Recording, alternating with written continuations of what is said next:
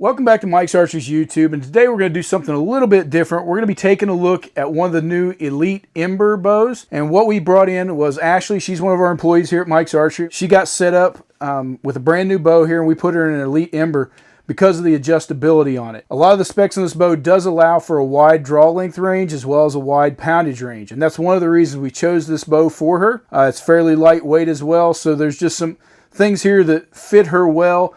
And the price point on the bow was kind of everything she was looking for, and she did like the looks of the bow. So Ashley, we're going to run through some of the specs on this bow real quick, and then we'll talk about what we're going to do setting yours up. So if you're looking at the new Elite Ember, the speed on that bow is 310 feet per second, which is pretty comparable to a lot of the other bows on the market out there in this caliber of setup.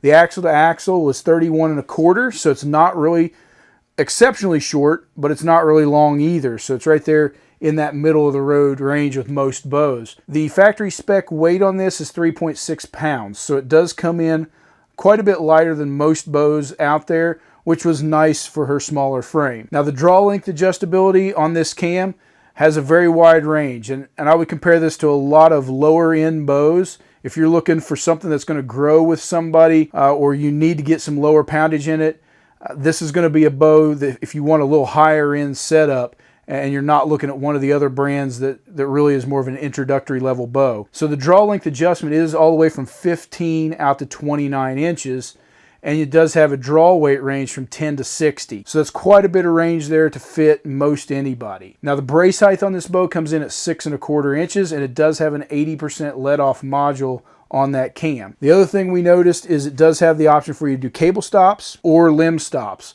And frankly, most of your other bows that I would compare, such as like a Diamond and Infinite Edge or maybe a Cruiser from Bear, something to that effect that has this wide range ability, doesn't have those limb stop options. Now one of its downfalls is it is only available in right hand, so if you are a left-handed shooter, sorry guys, this is not something that's going to work for you. But the price points on this bow are $4.99 as a bow only if you want to deck it out any way you want with whatever accessories, or they do offer it in an RTS package with all kinds of great accessories from CBE at $100 more for $5.99, and you're going to get a CBE Tactic 3-pin sight on that, as well as their Arrow main rest, which basically is their version of a whisker biscuit, and it's also going to come with the CBE Effect Stabilizer, as well as a 5-arrow quiver. So some great accessories on there that really just deck this thing out and bring it all together. Now if you're a person that wants some custom colors, this comes in 4 basic colors, all solid colors. You can get black, outdoor green, their cobalt, or their teal color. Ashley chose black just because it's a nice hunting color, kind of blends in with everything. So Ashley, just kind of give us some of the reasons why you picked the Elite Ember over some of the other options, because we carry a lot of brands here at Mike's Archery. There was pretty much anything she could have wanted at her fingertips. So what made you pick this bow over the others? Honestly, I like the way this bow felt, and where it was smaller in frame because I'm so little.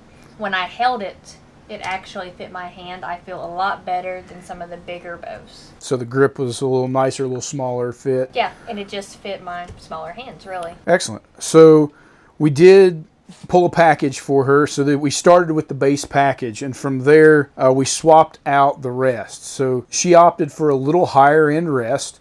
She went with the Hamskea Trinity rather than shooting a whisker biscuit style rest on the fall away into things. Definitely a better option on the rest, just a much smoother, better rest there. And when we set up arrows, she's wanting to go a little heavier. We do have a couple arrow options. We shot some different things here as we were putting it together, but we wanted a little heavier arrow for her hunting situations. She does a lot of whitetail hunting here in southern Ohio, and she just wanted to be able to definitely get the penetration that she needed. When you were shooting this bow and you got, just the overall feel, was there anything else there that stuck out to you about this bow? Honestly, I think it's really smooth whenever I pull it back, and that's probably one of my favorite things, because whenever I draw it, the cams roll really smooth. And as far as price point, it kind of fits your budget pretty well, perfect, where you wanted to be there. So excellent. So we're going to go ahead and tweak a few things on this, get this finished, set it up for her, and probably step outside and shoot it over the chronograph here for you and let you see what kind of speed options we're getting out of this bow. We've stepped outside and we're going to shoot the Ember over the chronograph, and we've set this up specifically for Ashley, and we're going to shoot a couple different arrow weights through it just to kind of see what kind of speeds it's going to get out of it for her. The first arrow we're going to shoot is going to be a 400 grain arrow. So that's a little heavier than what I would normally put her in a setup, but she is going to hunt with this, and she is shooting it on 40 2 pounds, I believe. So we're gonna have her shoot that over the chronograph and see what kind of speeds it gets with a 400 grain arrow. Ashley, go ahead and step up here and take a shot over the chronograph. Now keep in mind, we did set this bow up at short draw and light poundage for her, so we're not expecting blazing speeds, but we're expecting something that's gonna be comparable and good enough to hunt with. So go right ahead.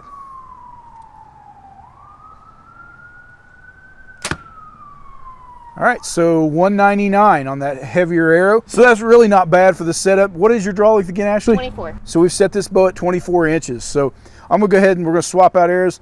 We're gonna give her another one here, and this is quite a bit lighter, lighter spine, and overall weight on this arrow is right at 325. So we should see quite a bit better speed out of this setup. We'll make decisions later depending on what she's gonna do. But go ahead and shoot that over the chronograph and we'll see what that one gives us. All right, so 220 feet per second. So quite a bit faster, 21 feet a second difference. So that's pretty significant. And like I said, depending on the setup of what she's gonna do here for deer hunting, we'll take a look at which is gonna give her the most kinetic energy and how that's gonna work out for her under these circumstances. Overall, Ashley, how did you think the bow felt? Just as, you know, the shock in your hand and that type thing? I didn't feel really any shock when I did pull it back. There's a little bit of play in it, but it's not horrible. So it's got a little cushiness in the back end, yeah. But it does have a limb stop option. So keep that in mind. Most bows that have this much adjustment do not have a limb stop option.